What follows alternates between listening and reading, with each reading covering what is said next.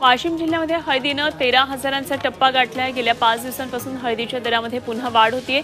रिसोड बाजार समितीमध्ये कांडी हळदीला कमाल 12,700 रुपये आणि गट्टू हळदीला कमाल 11,100 रुपये प्रति क्विंटल पर्यंतचा हा भाव मिळतोय।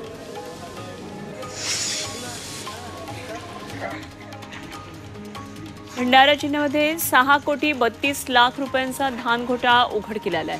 आकांक्षा बहुउद्देशीय सहकारी संस्थेच्या डोंगर लाईथल्या केंद्रामध्ये धान खरेदीमध्ये हा अपहार झालाय आणि या प्रकरणामध्ये जिल्हा पणन अधिकाऱ्यांनी तक्रार दाखल केली आहे। या तक्रारीवरून संस्थेच्या 16 संचालकांवर गुन्हे दाखल करण्यात आले।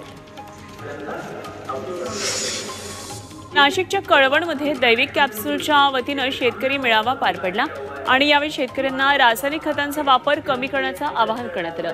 दैविक कॅप्सूलनं कमी खर्चामध्ये सेंद्रिय खत मिळतं आणि उत्पादनामध्ये वाढ होते। यासाठी अमृत नोनी आर्थो प्लस ये एक प्रूवन फॉर्मूला है। इसमें मौजूद नोनी फल के गुण और आयुर्वेदिक जड़ी बूटियां शरीर को जरूरी पोषक तत्व देने के साथ साथ हड्डियों और जोड़ों के घिसने, उनमें होने वाले सूजन और दर्द को रोकने में मदद करता है। दर्द मुक्त जीवन के लिए अमृत नोनी आर्थो प्लस। शेतकऱ्यांना कृषी शास्त्रज्ञांनी मार्गदर्शन केलं।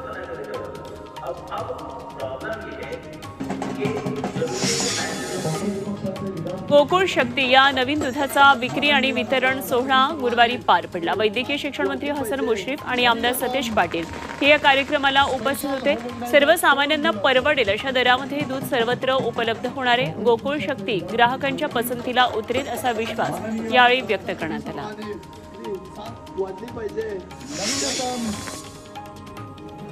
मालेगाव बॉम्ब शोधक आणि नाशक पथकामध्ये गेल्या 10 वर्षांपासून सेवा बजावत असलेली आयना श्वान सेवा निवृत्त झाली।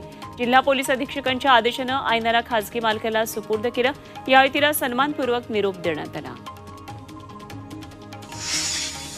अहमदनगरच्या लोणी गावात वनविभागाच्या अजब कारभाराची चर्चा सुरू आहे। गेल्या 15 दिवसात बिबट्याच्या हल्ल्यात 2 चिमुकल्यांचा जीव गेलाय।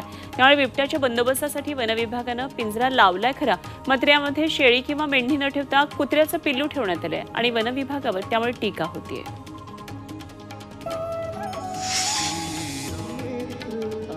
अयोध्येतील राम मंदिरामध्ये व्हीआयपी आणि लाखो भाविक दर्शनासाठी येतात। त्यांचं दर्शन सुरळीत व्हावं यासाठी जवळपास 947 वाहतूक कर्मचाऱ्यांची नियुक्ती करण्यात आलेली आहे आणि जवळपास 6 महिन्यांसाठी 15 निरीक्षक आणि 123 उपनिरीक्षक, 809 हेड कॉन्स्टेबल आणि कॉन्स्टेबल अयोध्येसाठी उपलब्ध करून देण्यात आले।